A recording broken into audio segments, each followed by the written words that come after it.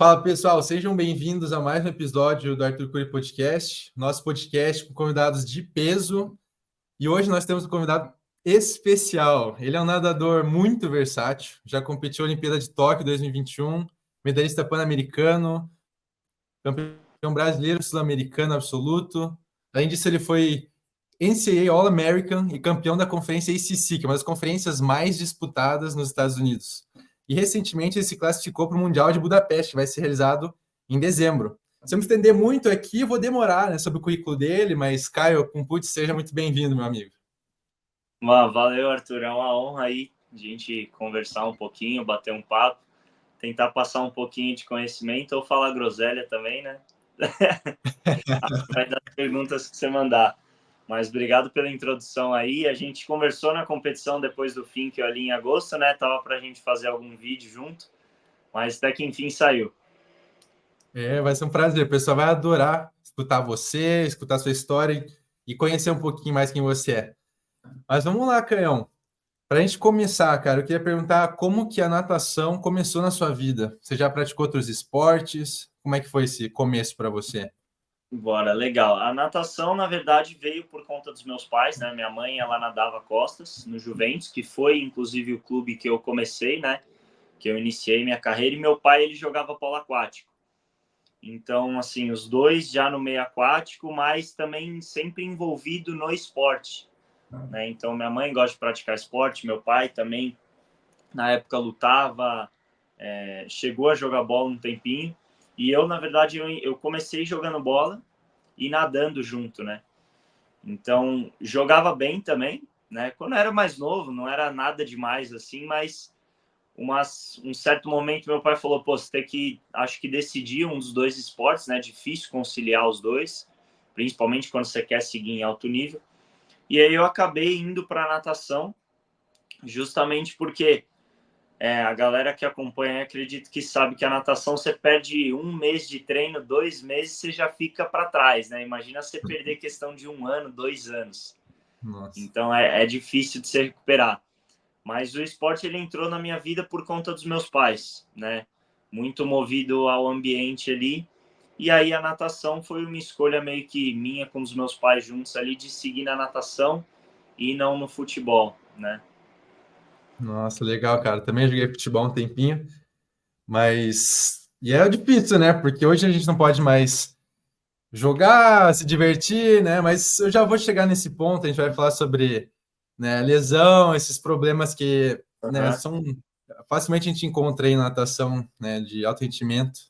Mas, Sim. cara, queria saber como que foi seu trabalho na base. Você começou a nadar no Juventus, você rodava muito. Quando que você começou a se destacar e acabou entrando no Pinheiros? Cara, na verdade, a minha base, eu cheguei a rodar, nada absurdo assim, né? Igual a gente vê hoje, tem uma galera que roda aí 10 mil, 12, né? 12 km, chega até nada mais. Eu nunca cheguei a rodar tudo isso, né? Eu acho que meu maior treino da vida em uma única sessão foi 8, né? Que já achei bastante também, mas girava ali na casa dos 4, 5. Então, foi bem tranquilo, não era algo maçante, né, que foi se tornando depois ao longo do tempo, né, que a gente sabe que vai acumulando ali um pouquinho, vai criando estresse, mas o começo foi bem tranquilo. O começo foi bem tranquilo. Qual que era a outra coisa que você tinha perguntado? E quando que você começou a se destacar? Demorou um tempinho? Eu lembro que petis infantil você já aparecia um pouquinho ali, né? Não, Como é que então, foi? eu na verdade eu me destaquei desde de mais novinho, assim, no Mirim. Desde novinho, assim, eu nadei umas provas muito diferentes, né? Então, eu cheguei, o Uhum. meu técnico, o Edu, na época, ele sempre falava, cara, nada o medley, nada os 4 estilos, né? Porque uma hora você não precisa escolher o estilo agora, né? E isso eu acho um erro muito grande da galera mais nova, né? Os caras quererem se especializar em um estilo com 13 anos de Muito idade, cedo. 14 anos de idade, sabe? Então eu cheguei a nadar 100 livre, 400 livre, nadava 200 borboleta, já cheguei a nadar em Nossa. Campeonato Brasileiro 200 borboleta, né? Nadava contra o Gonchi. O único estilo que realmente eu nunca competi assim foi o Costas. né? Mas sempre estava ali no medley. Então, o medley foi uma prova que eu sempre nadei. E desde as categorias de base eu fui me destacando, assim, né? Acabei ganhando campeonato aqui, os regionais, aí ia para Paulista, aí depois fui para Brasileiro, né? E aí fui crescendo realmente, competindo, aí depois vai para Quimolo, Chico Piscina, né? Que são os campeonatos de categoria. Multination também, que é um campeonato internacional, e aí fui crescendo. Mas eu sempre tive um destaque desde pequeno. Então não foi algo que foi de uma hora para outra também, o que acontece com muitas pessoas, né? Uhum. E você sempre trabalhou muito bem a parte técnica desde muito cedo, porque, pô, para chegar no nível que você chegou, 1,57, 200 metros na longa, você precisa ter uma parte técnica bem trabalhada. Não tem como você chegar lá dando boi com cabeça alta, o crawl com o braço aberto. Eu falo isso para a criançada que manda mensagem. É. Mas, cara, a parte técnica sempre esteve presente. Como é que foi seu trabalho desde as categorias de base? Não, mas tá certíssimo em corrigir a galera, né? Porque muitas pessoas acham que às vezes é só o treino, só o treino, só o treino, só o treino. E a parte técnica, ela conta muito, né?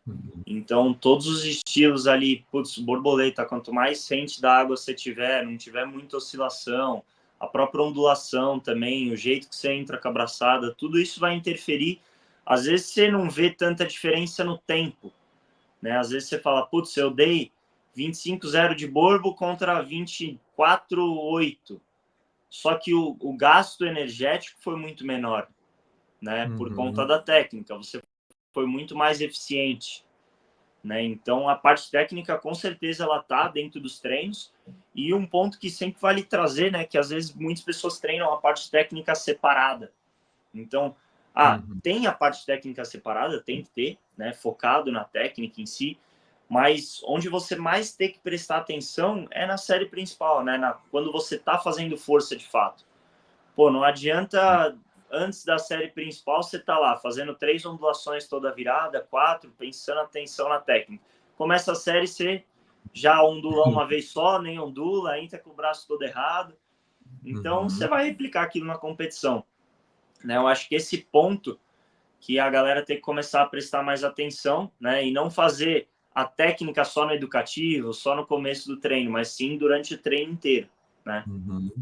E o pessoal gosta bastante de escutar educativos dos convidados. Queria que você passasse o educativo favorito que você tenha, talvez para cada estilo, já que você nada medley, um para cada, que você gosta de fazer. Cara, pode ser. O borboleta eu gosto bastante inclusive, que o Kaique Mota, né, que foi nosso representante do Sem Borboleta nas Olimpíadas agora, ele faz, que é uma abraçada com 3 pernadas, né, tentando manter a linha também em cima da água. Eu gosto bastante desse educativo. De costas, eu sempre... Um ponto legal, né, que às vezes a gente pensa, putz, o cara foi para a Olimpíada, foi para o Mundial, tem recorde e tudo mais, eu também acabo olhando, me espelhando em alguns outros atletas, né, que foram referência para a gente. Então, esse educativo eu peguei com o Guilherme Guido, né, acredito que nosso maior nadador de costas aí do Brasil, tem recorde sul-americano também, foi para a Olimpíada, e é um que ele coloca os 2 braços para baixo, né, no costas, e você foca em quando você for fazer aquela rotação do quadril, enquanto você está batendo perna, você girar o quadril rápido, né? E aí, inclusive, depois a gente pode fazer um vídeo demonstrando aí, postar, enfim. Claro, pô. Mas é um educativo bem bacana também, que eu tenho usado direto e eu peguei com o Guido, né? Peguei com o Guidão. O de Legal, cara. peito, eu gosto que é uma abraçada, não, uma pernada, uma abraçada, uma pernada. Então, muitas pessoas fazem uma abraçada com 2 pernadas, né? Então, dou uma pernada, abraçada direto, já encaixando como se fosse um estilo, sabe? E aí você deixa deslizar um tempo. E aí, de novo. Pô, nunca fiz esse. Legal. Esse aí é bom Gostei. também. Esse aí peguei lá nos Estados Unidos, quando fui para lá. A galera fazia bastante. Ó. E de crawl, tem algum específico? O crawl, cara, aí acho que você vai saber melhor que eu, mas eu não acabo tendo um educativo favorito de crawl, acho que não. Acabo usando todos ali, mas deixa eu pensar crawl cabeça alta, acho que seria um também legal. e aí depois tentar manter a posição, principalmente da pegada lá na frente. Eu acho que esse é o ponto principal do educativo ali. Uhum. Cara, legal. E falando agora nos atletas que te inspiraram, você mencionou o Guido. Teve algum atleta que de fato te inspirou quando você começou a nadar, assim? Porque no meu caso, pô, o Phelps, né, o principal, assim, eu não parava de ver vídeos dele, via sempre, cara. Teve alguém assim que você, meu Deus, sabe, idolatrava na época? Cara, eu nunca cheguei tipo assim, ter essa acompanhar direto um cara ou ficar olhando a história ali, mas Uhum. ao longo da jornada ali eu sempre fui pegando uma coisa ou outra de cada um, né, que a gente acaba convivendo no dia a dia também. Então, putz, Uhum. cheguei a treinar com o João Gomes, né, que ainda está na ativa, né, um cara que acaba ensinando bastante, pô, tem medalha de mundial, foi para a Olimpíada, quinto na Olimpíada, né, Rio 2016. Então tem 59,0 de sem peito, né? Então Uhum. um cara que a gente acaba pegando bastante coisa também. A Joana Maranhão, cheguei a treinar um tempo com ela. Henrique Rodrigues. Então teve uma galera aí que eu falo, não acompanho desde pequeno, mas ao Uhum. longo da jornada aí a gente foi treinando junto e com certeza foram inspirações, foram um espelho ali que a gente acaba aprendendo muito junto, né? Uhum.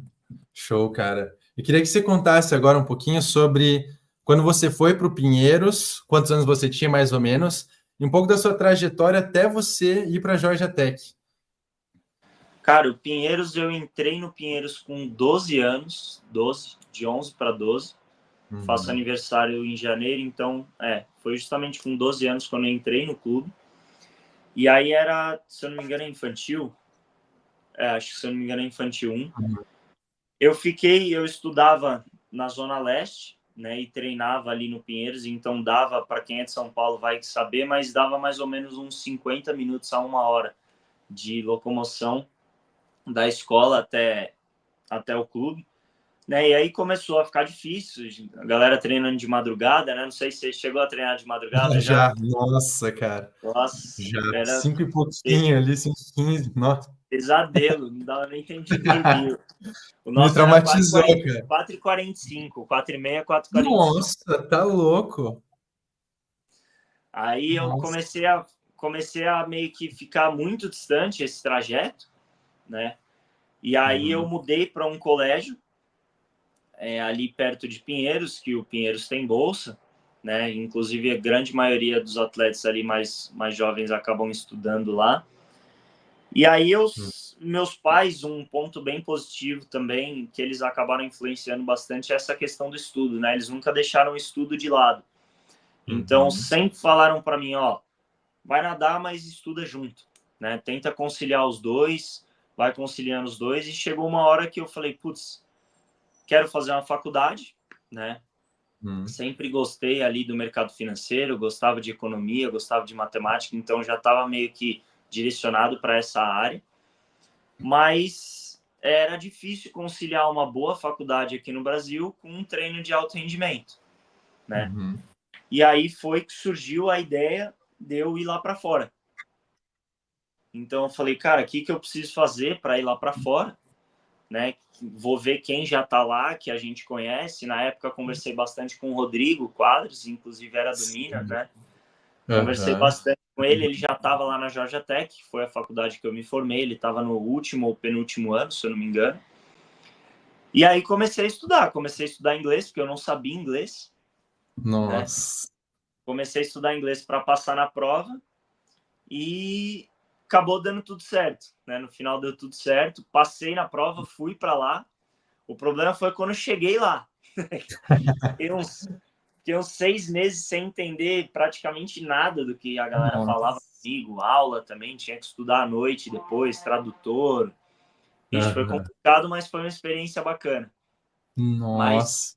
o trajeto, o que me motivou foi justamente isso. Eu ainda eu consegui performar, né, na Uhum. natação e ainda assim ter uma faculdade boa, né? Não levar a faculdade ali nas coxas que a gente fala de qualquer jeito e formar por formar para ter o diploma, né? Uhum. E o Acho que que foi fez isso. você. Ah, e o que fez você escolher a Georgia Tech? Que foi mais essa proximidade que você tinha com o Rod E claro que é uma faculdade, pô, muito boa no acadêmico. Não sei se você chegou a visitar outras instituições também. Quando eu fui assim, foi um tiro no escuro para mim. Eu fui, vamos ver o que dá. Aí eu nem visitei, eu só fui, sabe? O Aí meu, não, na não verdade, recomendo, inclusive. não, o meu eu não visitei nenhuma também. Eu não Uhum. visitei nenhuma faculdade, meio que foi no escuro, assim. Eu já tinha uma base, eu conversei bastante com o Gustavo Borges também, o Gustavinho. O Uhum. Gus, ele me deu um direcionamento ali, porque o pai dele formou fora, ele já conhecia também, falava inglês, né? Então ele Uhum. acabou me dando um direcionamento também, ó, essa faculdade é boa aqui, essa faculdade é boa aqui. E eu acabei optando pela Georgia Tech pelo conjunto, né? Então, e aí, inclusive, às vezes eu comentava aqui no Brasil, meus pais comentavam com alguns amigos, pô, tá pensando em ir para essa ou para essa, e falava o nome da Georgia Tech, e os caras, pô, já ouvi falar da Georgia Tech, é uma faculdade boa de estudo. E Uhum. aí, isso foi o que me motivou também, né? Eu saber que era uma faculdade boa de estudo. O Rod, inclusive, falou, cara, chegando aqui vai ter que estudar, não é fácil. Uhum. Então, foi o que me motivou também, tá? Eu Uhum. tomei essa decisão assim, para falar que sabia 100% que eu queria Georgia Tech, conhecia tudo. Não, foi meio que Uhum. quase um tiro no escuro também. Para não falar um tiro no escuro, foi quase. Uhum. E, cara, você falou do desafio do inglês. Eu queria saber se tiveram outros desafios que você passou na universidade que você lembra agora. Esse do inglês deve ter sido o maior, porque, pô, chegar sem falar. Eu sei, né, mais ou menos. Quando eu fui, eu sabia mais ou menos ali, desenrolava, né? Mas daquele jeito, aos trancos e barrancos, né? Foi, mas, cara, eu acho que o inglês foi o principal. O inglês foi o que mais pegou ali, porque, pô, pensa só, você está num país, você não entende a língua, você tem que Uhum. estudar, fazer prova, treinar, acorda falando inglês, dorme falando inglês. Então, esse primeiro 6 meses, um ano, que foi o maior desafio. Que eu falei, putz, Uhum. será que vai dar mesmo? Acho que eu vou voltar.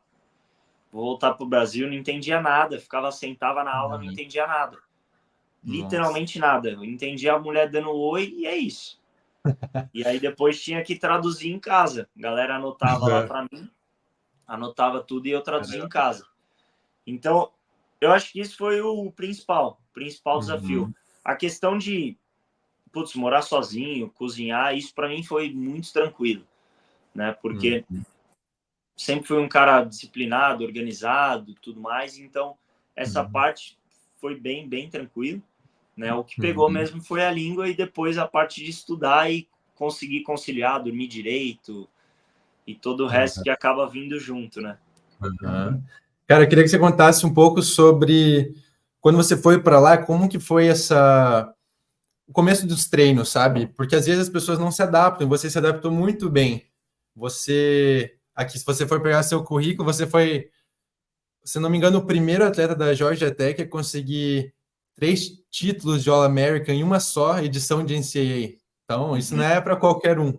Eu queria que você contasse sobre o seu processo de treinamento na Georgia Tech e como é que foi essa adaptação e como que foi competir o NCAA com tantos nomes fortíssimos para o pessoal entender. Sim. Cara, eu vejo a galera que vai lá para fora, né? E eu acho que é o principal desafio de todos, que muitas pessoas falam, principalmente as meninas, né? Que é a parte do ganho de peso, né? Aham. Então, foi algo que eu enfrentei ali nos primeiros 6 meses, um ano, que foi, putz, adaptação total, mas logo eu virei a chave, né? Por quê? Lá as comidas têm muita caloria, né? Uhum. Então, putz, aquele mac and cheese lá bom pra caramba tem direto, hambúrguer tem Chick-fil-A direto, Chick-fil-A, putz, esse daí é meu restaurante favorito lá, acho. também, né? Fast food, não, bom demais. Mas eu acho que esse é o principal desafio. E aí, quando eu vi que, pô, tô conseguindo estudar, tá? Por que que acaba acontecendo isso também? Porque a galera não se organiza. Então, por exemplo, assim, acabou o treino, o que que eu vou comer? Porque eu tenho que ir correndo para aula, tenho meia hora para ir para aula. A galera pega Uhum. um snackzinho que tem ali na sala do time normalmente, que tem, putz, 20 e poucos gramas, 30 gramas de açúcar, 400, 500 calorias, sabe? Daria para comer um prato de arroz e Nossa. feijão. Aham. Então, ela acaba pegando isso, pega um shake de proteína também que tem 300 calorias, pum, só naquele Nossa. lanchinho ali que não vai matar a fome dela foi 800 mil calorias, Nossa. né? Então, aí Uhum. depois vai jantar, aí depois tem a noite. Então, eu acho que essa falta de organização que pega para a galera, que foi o que me pegou no começo, né? Acabei engordando um pouco, mas logo depois eu virei a chave e falei, pô, o que eu preciso fazer? Cara, depois do treino eu vou preparar um whey com uma fruta. Vou Uhum. cozinhar em casa. Então, sexta-feira, ao invés de sair para o restaurante, vou cozinhar em casa, né? E um ponto legal também, que eu sempre conversava isso com o meu roommate lá, o italiano, Christian, é Uhum. que cada um tem um biotipo diferente, né? Então, por exemplo, assim, às vezes o Christian, ele saía para comer no Chick-fil-A, por exemplo, todo final de semana. Nossa. Final de semana ele comia lá. E o cara era rasgado. Então, Aham. porque o biotipo dele funcionava, tipo, ele podia comer, Sim. ele precisava às vezes comer porque o gasto calórico dele era muito mais alto. Agora, se Aham. eu comesse Chick-fil-A todo final de semana, eu ia engordar. Então, eu Aham. sabia que eu podia comer um final de semana no mês, dois no máximo, sabe? Então, Sim. isso eu acho que vai de cada um também. E essa Aham. parte de adaptação à rotina, à alimentação ali, putz, faz uma diferença muito grande. Uhum. E na parte de treinamentos, assim, você teve alguma coisa que, não que você tenha sofrido ali para se adaptar, mas foi muito diferente do Brasil para você? Muito mais trabalho de potência, o trabalho de fundamentos, como é que foi isso para você? Eu Cara, queria eu que tenho. você comentasse também, porque, se eu não me engano, você foi para a Georgia Tech com 2 minutos no 200 medley do Mundial Júnior e Isso. você saiu de lá com 1,57. Então, 3 segundos de melhora. O que fez você melhorar 3 segundos? Eu já sei mais ou menos, né? Porque eu acompanho bastante, mas para o pessoal que está escutando, né, saber da importância dos detalhes, queria saber um pouquinho mais. Cara, eu acho que foi. Eu fui para a Georgia Tech, se eu não me engano, eu tava pesando também. Acho que se eu falar uns 72, 73 quilos, né? Mais ou menos. E eu Uhum. voltei, eu cheguei a pesar lá 91, mas 91 forte. Nossa, cara. Eu cheguei a, tava forte, não foi que perdeu a mão no peso, tal, tava forte. Então eu Aham. acho que meu ganho de força lá, né, foi muito mais rápido. E a questão dos treinos também, eu acho que assim, o Brasil muitas vezes, eu não acredito que a gente está muito atrás em treinamento, né? Uhum. No processo de treinamento, pode ser que esteja um detalhe ou outro para arrumar, mas eu acho que o clima lá, o ambiente do time, ele faz muita diferença. Então, Uhum. putz, você chegar num sábado lá, tem 30 caras treinando, sabe? Não é você e mais quatro, você e mais cinco, são 30 caras, o treino muito diferente. Então, de quando juntava a equipe assim, treino diferente, era um negócio muito didático, muito a galera fazia feliz, só que ao mesmo tempo fazia muita força. Aham. Então, eu acho que esse é o principal ponto dos Estados Unidos, né? E a questão é que eles estão o tempo inteiro competindo. Eles estão o tempo Uhum. inteiro competindo nas dual meets lá que tem a cada 2 finais de semana. Junta duas, três faculdades, fazem uma competição grande. Depois tem conferência, né? Que é um nível altíssimo. E isso, hoje, quando acho que também um ponto que eleva o nível lá de fora é que se você nadar fraco uma eliminatória, você tá fora. Aham. Então lá é o tempo inteiro no 100%, né? O tempo inteiro no 100%. E a questões dos treinos, eu acho que é a motivação de treinar junto com a galera, né? Claro, tem alguma coisa ou outra ali, tem uma renovação muito grande de técnico lá fora, né? Então, os caras que foram medalhistas olímpicos, que foram campeões mundiais, hoje estão dando treino de natação, né? E isso a gente não vê no Brasil, É né? mesmo.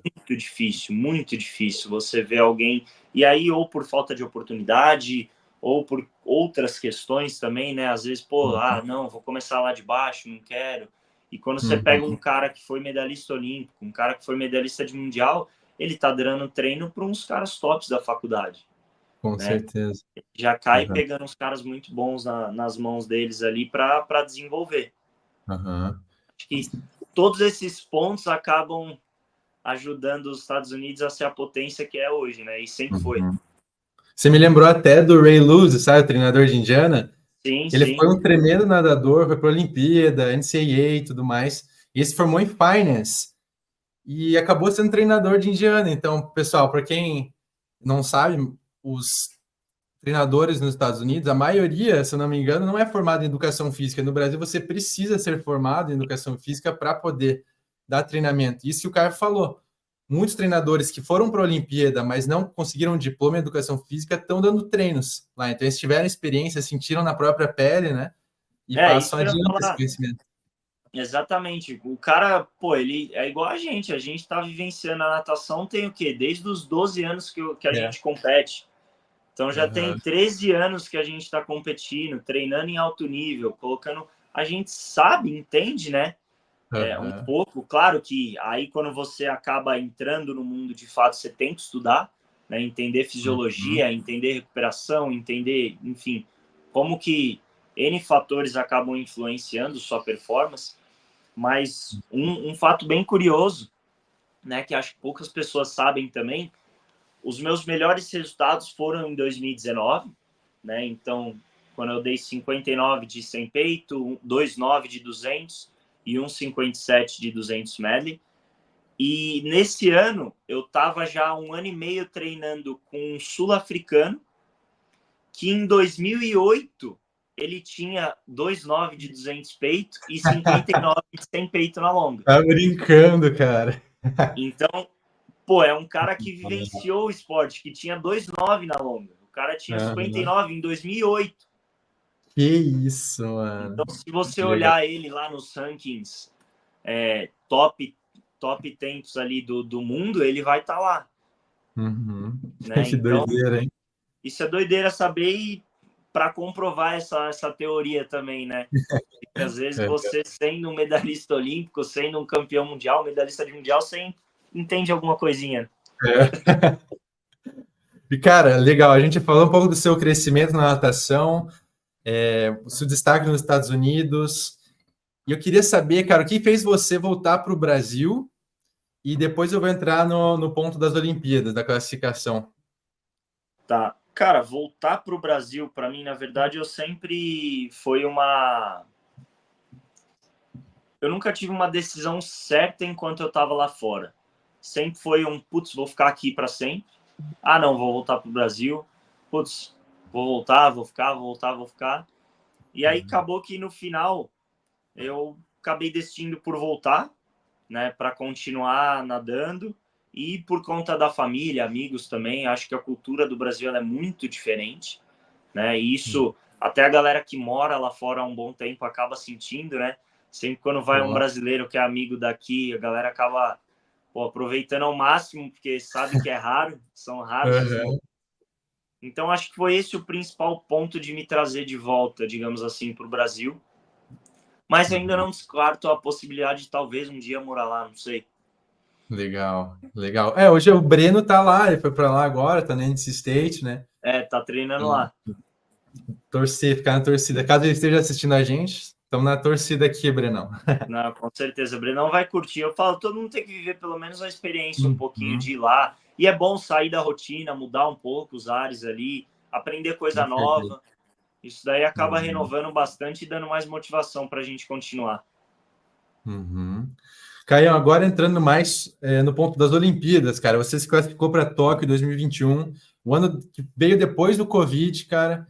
Queria que você contasse sobre a sua preparação para a Olimpíada, principais desafios que você enfrentou e como que você estava mentalmente e fisicamente naquele dia, no dia que você se classificou no 200 medley, cara. Então, a Olimpíada foi um processo um pouco conturbado para todos, né? Acredito, por conta da seletiva. Eu estava morando nos Estados Unidos, tive que voltar para o Brasil na época para competir aqui, né? Acabaram não autorizando a gente a competir nos Estados Unidos e validar o tempo. Mas foi aquela loucura de, putz, vai ter seletiva em 2020 ou não vai? Aí cancelaram. Jogou para 21. E aí 21 também estava naquela incógnita. Putz, vai ser aqui? Não vai? Vai valer o tempo lá dos Estados Unidos? Vai ter que todo mundo voltar para cá? E eu estava com visto para vencer né? Porque Nossa. eu me formava em 2021. Então, eu me formava em 2021 e aí, estando com o visto para vencer, eu falei, putz, o que eu vou fazer? Né? Vou ter que voltar para o Brasil e ficar lá um ano. Então, foi o que aconteceu. Eu voltei para o Brasil, né? Tive que ficar aqui. Então, toda a preparação para a seletiva eu fiz nos Estados Unidos. Mas a preparação para a Olimpíada, que foram 3 meses, 4 meses, eu fiz no Brasil. Então, foi uma mudança muito radical também, tanto de treino quanto de rotina e tudo mais. Mas o objetivo concluído, né? Classificar para a Olimpíada era um sonho desde pequeno. E realizar esse sonho foi muito bom, mas não foi fácil, né? Todo mundo que estava naquela seletiva olímpica ali viveu um pouquinho do estresse. Eu falo que foi a competição, acho que mais estressante da minha vida toda. Nem a Olimpíada foi tão estressante quanto a seletiva olímpica. Porque tava um clima muito estranho, né? Tipo, não tinha ninguém na arquibancada. Eram poucos atletas. Eram pouquíssimos atletas. O 200 medley tinha 8. Então, tipo assim, era só você não ser desclassificado na eliminatória que você tava na final. Né? Não sei nem por que teve que nadar a eliminatória, mas enfim, decisões que não cabem a gente. Mas foi uma competição atípica e mentalmente estava preparado, mas como eu falei, foi um peso muito grande para todo mundo, eu acho, para todo mundo que estava lá na seletiva. Foi um peso muito grande que quando saiu a classificação, nossa, parecia que saiu um piano das minhas costas. Nossa, imagino. E antes da prova você estava com a cabeça tipo, vou pegar esse índice ou ele veio como consequência? Cara, eu tinha um ano antes, né? Um ano não. O ano que estava valendo, 2019, eu tinha feito 3 índices olímpicos, né? No 100 peito, 200 peito e 200 medley. Então, eu tinha as 3 chances. A primeira prova foi o 100 peito, que eu fiquei na trave, então fiquei fora, mas estava com o objetivo. Falei, pô, tem que fazer o índice. E na minha cabeça, 3, 4 pessoas iam fazer o índice ali também, né? Que era o Felipe Lima, o João Gomes e o Cardona. Né? Eu falei, pô, eu tenho que fazer o índice e ainda ficar entre os top 2 ali para ir para a Olimpíada. Acabou não saindo, saiu o índice só do Felipe Lima, né? Que foi para o 100. Eu falei, pô, agora tenho 200. Então eu já tinha feito em 2019. Falei, beleza, só eu repetir. Passei 1-0 na passagem dos 200, acabei não fazendo também, e aí acabou indo para a última, que era o 200 medley. Só que o 200 medley, digamos assim, eu estava com uma folga bem maior do que as outras provas. Né? O índice era 1,59, eu tinha feito 1,57,7, então tinha 2 segundos aí. Então, 200 medley foi a última prova ali que eu estava com a cabeça. O tempo era consequência, mas eu queria fazer o índice. Né? Esse era o objetivo principal. Cara, legal. E eu queria te perguntar, agora que a gente foi da parte mental, tudo mais, preparação, como que você faz para balancear o seu dia a dia, sabe, para conseguir aproveitar mais o processo? Tem coisas que você faz, que agora você é assessor de investimento, mas posso tocar mais nesse assunto daqui um pouquinho mais para frente, mas tem outras coisas que você faz para distrair sua cabeça um pouquinho da natação?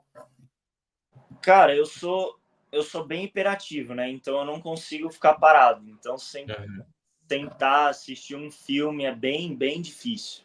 É uma vez ou outra que eu paro, mas eu gosto de estudar bastante, então acompanho quando eu tô vendo algum vídeo no YouTube para tentar aprimorar alguma coisa, leitura também para aprimorar alguma coisa, mas em geral eu gosto de esporte, né? Por mais que a gente não possa praticar tanto, digamos assim, né? Putz, jogar um vôlei, jogar um basquete, futebol, vira e mexe eu acabo saindo um sábado, domingo, indo no parque ali só para dar uma volta para não ficar em casa, né? Mas, como você falou, a assessoria hoje também acaba me consumindo bastante tempo, então tentar conciliar tudo. Quando eu tenho um tempinho livre, eu só quero ficar de boa e tentar relaxar um pouco. Cara, tem mais umas 3 perguntas para te fazer. Logo mais eu toco na assessoria, mas eu queria falar sobre lesões, cara. Eu vou te dar um exemplo. Meu exemplo, um mês atrás, não, um pouco menos de um mês até, a gente tava voltando de férias e daí domingo eu fui no clube para gravar uns vídeos para poder postar no YouTube. Saindo da borda, eu não sei por que diabos, eu saí de um mau jeito no ombro, cara. Você acredita? Eu fiquei Nossa. 10 dias sem mexer o ombro direito, cara. Tive que ir na físio, anti-inflamatório, fiz ressonância até. Só Mano, eu queria queria gravar perguntar uns pra você. videozinhos de boa. Isso antes de treinar, cara. Eu nem tinha começado o treino. Cara, eu queria que você comentasse sobre lesões mais desafiadoras que você já enfrentou, porque é algo comum no esporte. E eu queria saber como que você superou essas lesões aí, esses desafios. Cara, eu acho que o ponto principal é trazer para essa última pergunta que você fez, né? Como que você superou? Eu acho que eu sempre lidei a lesão como algo normal no esporte. A Uhum. gente está o tempo inteiro colocando o nosso corpo no limite, né? Então, putz, eu tô cansado, hoje eu não vou. Não tem essa opção. Pô, tá doendo minha perna, hoje eu não vou treinar a perna. Também não tem essa opção. Então, eu acho que é uma coisa normal. Claro, tem diversas maneiras da gente conseguir prevenir, né? Ou pelo menos minimizar o impacto ali, seja com fisioterapia, seja com preventivo. Hoje tem tecnologia também ajuda pra caramba, um monte de equipamento de recuperação pós-treino, antes do treino. Então, acho que tudo isso daí a gente consegue minimizar bastante o impacto dessas lesões, né? Eu tive duas, digamos assim, que foram as maiores e que mais impactaram. A primeira foi em 2018. Não, foi 2019. 2019 para 20, tanto é que a pandemia acabou me ajudando nesse quesito, entre Uhum. aspas, né? Porque deu um tempo off ali de 3 meses, que eu Nossa. não caí na água, não fiz praticamente nada, que eu tive um edema ósseo na virilha.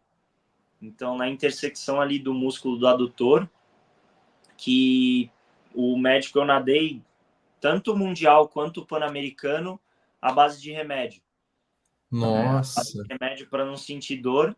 E o médico falou, cara, aí nesse ponto que você teve esse edema ósseo, não tem o que fazer. É soltar o adutor e ficar 3, 4 meses sem treinar. Aí eu Uhum. falei, pô, não tem como eu ficar 3, 4 meses sem treinar. E aí veio a pandemia, né? Nossa. Fiquei 3, 4 meses sem treinar. E mais recente agora, que foi ano passado, que foi o meu ombro, né? Que eu tive que operar o ombro direito. Então, Uhum. o ombro direito foi uma sucessão de fatores ali, várias coisas que foram acontecendo. Eu fiquei nos Estados Unidos praticamente 5 anos sem férias, né? Porque Uhum. começava a temporada lá, quando acabava, começava aqui no Brasil, ia, Aham. voltava. Final do ano lá eles treinam, né? Réveillon era treino 7 da manhã no dia primeiro, então não tinha meio que tempo de pausa. E aí acabou piorando, foi piorando, piorando, piorando, até que chegou um ponto, passei com 3 médicos, os 3 falaram que tinha que operar, né? Acabei Uhum. fazendo a cirurgia com o Giga, com o Guilherme, bom pra caramba, inclusive ele vai assistir, que ele curte acompanhar. Legal. E um ponto legal também que eu sempre trago da cirurgia, que muitas pessoas falam, pô, cirurgia de ombro é chato, pô, fica a cabeça tranquila, você vai recuperar bem, vai ter altos e baixos. E eu nunca tive, tipo assim, aquele, putz, vou parar, porque eu sempre levei a recuperação de forma bem tranquila e nunca Uhum. quis, sabe, tentar ultrapassar o que o médico falava ali. Então, o cara Sim. falou 3 meses, cara, são 3 meses, não vou querer em um mês tentar fazer Inventar milagre. moda, né? Aham. É, então foi bem tranquilo, pô, eu fui fazendo a físio, fui evoluindo, tanto é que ele falou que eu ia voltar a nadar com 5 meses, eu voltei com 3, porque Olha. tão tranquilo que eu fui indo assim, foi fluindo as coisas, né? Eu não tive nenhum. Normalmente, quando a galera faz a parte de voltar à mobilidade depois da cirurgia, acaba sentindo bastante dor.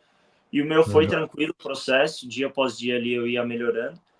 Então foi bem, bem tranquilo esse Cara, processo que. de recuperação da cirurgia do ombro. Uhum. Bom saber. Tem muita gente que manda mensagem falando de lesão, falar um pouco da parte preventiva. Deve estar gostando de escutar isso. Mas, Caio, Sim, e agora. claro, um ponto principal também nesse processo de recuperação, tanto médico quanto fisioterapeuta do Pinheiros, né? O Thiago Testinha, todo mundo conhece aí também do meio da natação, pô, foram fundamentais na parte da recuperação, né? Não tem nem como você Uhum. fazer um negócio desse sozinho e inventar moda, como você falou, né? Pô, são Aham. 2 profissionais de altíssimo nível que cuidaram dessa recuperação, para eu conseguir voltar nesse tempo e voltar a performar e voltar a andar com o ombro zero. Uhum. Legal, mano. E agora falando mais sobre a parte, sobre a atualidade, né? Hoje você é assessor de investimentos. Cara, como que você decidiu seguir essa carreira e como que você equilibra hoje isso com a natação? Como eu falei no começo que a gente estava conversando, eu sempre fui ligado ao mundo das finanças, né? Então, por exemplo, olho ações na Bolsa de Valores ali desde os 12, 13 anos de idade. Então, acabava acompanhando, querendo estudar, querendo saber. Então, já sabia que eu queria ir para essa área. E aí, quando eu tava com o ombro meio zoado, eu falei, putz, vou ver como que tá o mercado, né? Tinha acabado de me formar. Vou entrar no mercado, ver, pô, ficar 1 ano, 2, aprender, ganhar conhecimento, como se fosse um estágio, digamos assim. Uhum. Entrei, pô, já sabia que ia curtir pra caramba, né? Por já mexer com isso há um tempo. Então, para mim foi bem tranquilo entrar no mercado financeiro, já sabia de muita coisa, claro que a gente acaba aprendendo um caminhão de coisas, né, fora da faculdade, mas foi bem tranquilo esse aprendizado e eu sempre estou tentando me renovar também para aprender cada vez mais. E essa parte de conciliação, no começo eu achei que ia ser mais difícil, né? Achei que ia ficar bem puxado, mas depois de, cara, 2, 3 meses que eu tava fazendo a rotina, tava dando certo os treinos, tava dando certo o resultado, tanto na assessoria quanto na piscina, falei, pô, dá pra gente levar por um bom tempo isso daí, né? Então, Uhum. 2023, fiquei um período, né, trabalhando e treinando, fazia meio período no trabalho, meio período na natação, até meio-dia, 1 hora, e aí depois entrava no trabalho. E aí, esse ano de 24, que eu mudei, e aí eu treino só de manhã, então das 6h30 até umas 8, 8h30, e aí entro no trabalho às 9 e fico até a hora que acabar. Mercado financeiro não tem muito horário, né? As coisas Uhum. fecham, mas a gente tem que ainda falar com o cliente, tem que estudar um pouquinho mais, então acaba levando horário, e aí eu faço musculação 2, 3 vezes na semana. Então, assim, Uhum. tá uma rotina bem certinha, digamos assim, fechada, né? Não tem espaço muito para inventar moda, para sair, para curtir, mas acabou dando certo e eu tô gostando bastante dessa rotina um pouco mais puxada. Cara, legal. Isso até me inspira, porque eu também sou muito fã do mercado financeiro, venho estudando mercado também desde que eu me formei, também me formei em business. Você se formou em economia também pela Georgia Tech, né? Eu fiz a major em business com finanças e aí eu fiz uma minor em economia. Uhum. Mas legal, cara, tem um Inclusive, exemplo. foi o ano mais difícil da faculdade, foi esse último ano de economia. É mesmo. Porra, esse daí Nossa, suou, viu? nossa, cara. Que bom que você teve o quinto ano, né? Ainda. Sim, sim. Graças a Deus. Mas, cara, é legal ter inspirações que nem você, que não tá sendo brusca essa sua parada, sabe? Essa transição sua da natação, sabe, para outra profissão. Tem muita gente que larga a natação e vai fazer outra coisa, ou né, só fica nadando e acaba não pensando muito na transição, mas isso eu tenho certeza que inspira muitas pessoas. E Eu acho que assim, dá para conciliar os dois, né? Claro, tem muito a ver com o que você já construiu de base lá atrás, né? Pô, não adianta um cara que nunca construiu uma base lá atrás, quer começar natação, ou nunca teve um resultado, digamos assim, muito expressivo. Ele, vou fazer só isso, treinar uma vez por dia, 2.000, 3.000 metros por dia, trabalhar e que vai dar certo, né? aham, É o que eu falei também, aquela questão da dieta. Pô, cada um é cada um, né? é, Cada corpo exatamente. reage de um jeito, cada pessoa vai reagir de uma forma. Pô, tem pessoa que se ela dormir 5, 6 horas por noite, ela vai ficar quebrada, né? Uhum, Agora tem um cara que vai exatamente. dormir 5, 6 horas e vai acordar de boa. Então isso Uhum, vai depender muito de pessoa para pessoa. Não tem uma fórmula mágica, né? Uma fórmula correta uhum, de se seguir. uhum. Cara, nossa última pergunta, antes de começar as perguntas groselhas que o pessoal gosta, cara, o que que te Só fica motiva para a isso, né? Só continuar? se groselha. O que que te motiva a continuar nadando, cara? Depois de ter uma carreira de sucesso em natação, você ainda tá nadando, então não acabou a sua carreira, você está construindo muitas coisas. vai ter o Mundial em dezembro. Então, o que te motiva a continuar nadando? Cara, eu sempre gostei muito de treinar, né? Sempre fui um cara que preferia um treino forte do que um treino fraco, ir lá só para ficar nadando, nadando, nadando. E eu sempre gostei das competições, gostava de estar com a galera também. E, putz, performar, nadar em alto nível, sabe como que é quando você nada bem, aquela sensação boa, né? Então, eu acabei perdendo um pouco essa, digamos, paixão, esse amor por treinar, pelo esporte e tudo mais. E eu acabei recuperando ali no ano passado, né? No ano passado e principalmente esse ano também. Então, acredito que tem ainda muito chão pela frente, né? Na natação, pelo menos aí mais um ciclo até 28, e com resultados expressivos. Então, foi os primeiros 6 meses, digamos assim, que eu realmente, de fato, fiz o programa completo, né? Com o Iago, com o Márcio, com o Thiago Moreno. E agora acrescentei também o Igor, né, na parte de preparação física. Então, a gente está com um time crescendo aí e buscando a performance. Então, a gente vai se adaptando, vai moldando, mas o foco principal realmente é estar bem lá em 2028. Cara, que massa.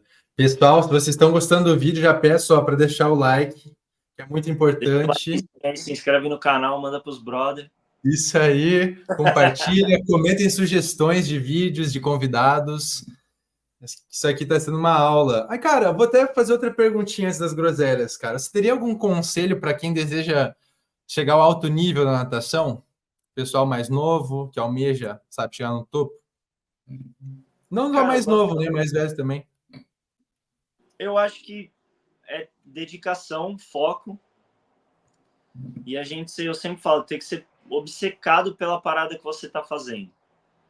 Então, pô, você quer performar, não adianta você querer ser um campeão olímpico, um medalhista olímpico e não ser obcecado por treinar, né? E às vezes a gente fala, pô, não é isso, todos os esportistas falam, né?